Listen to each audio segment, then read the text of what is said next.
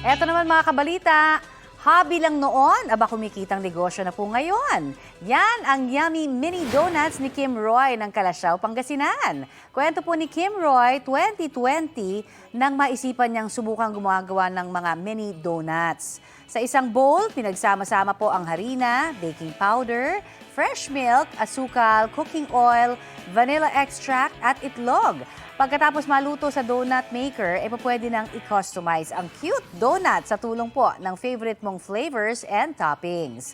Sa tamang diskarte at sipag, nakahanap si Kim ng extra income na mini negosyo habang patuloy ang work from home job niya bilang HR officer. Balita ko, may tututukan kayo tuwing 11 a.m. sa GTV. Alamin ang mahalagang balita at impormasyong dapat ninyong malaman sa Balita Ko tuwing Lunes hanggang Biyernes. Mag-subscribe din po sa GMA Integrated News sa YouTube. Sa mga kapuso naman abroad, maaari po kaming masubaybayan sa GMA Pinoy TV at www.gmanews.tv.